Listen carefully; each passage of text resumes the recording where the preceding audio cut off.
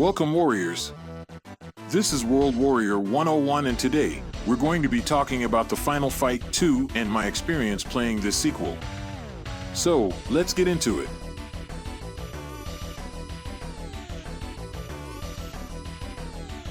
Many people were let down by Final Fight for the SNES twice. Although the game did well in sales, there was no denying the popular backlash. Capcom produced Final Fight 2 specifically for the SNES as a way to make up. Given the popularity of the original, it's a little unexpected that the game avoided an arcade release. However, this exclusive to home consoles may easily be mistaken for an arcade release. While it adds back the features that were absent from the original, it doesn't do much else, trailing its rivals in the process. A good game that could have been even better. Since the defeat of the Mad Gear, years have passed. They have new leadership, though, so they haven't vanished into thin air. They kidnapped Guy's fiancée Rina and their lord Jin Ryusai as payback. Because Cody and Guy are unavailable, new hires Carlos and Rina Maki filled their positions. Given that Guy's future wife is missing, it is a little odd that he didn't show, but whatever. The easiest way to sum up Final Fight 2 is as an apology for the original's disastrous home port. The SNES could have easily recreated the game and came quite close. However, a great deal of cuts and edits disappointed a huge number of gamers. All of the issues are very much resolved in Final Fight 2. However, the question is that enough? All three protagonists travel well-worn paths. Hager performs just like the slow but powerful large man from the original. Maki plays similarly to Guy and matches the speedy but weak archetype.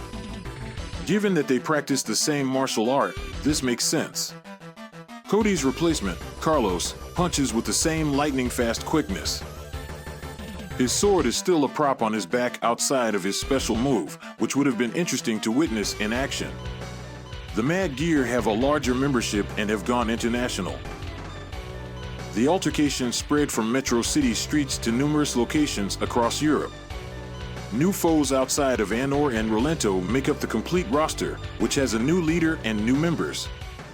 It's distressing to see that despite the new faces, many of them still exhibit the same fundamental behaviors as their forerunners.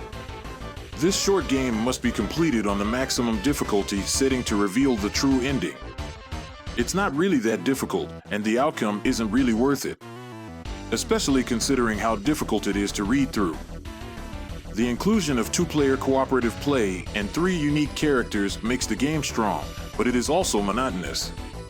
Although it's wonderful that Capcom made improvements to the original home port, not much more was done.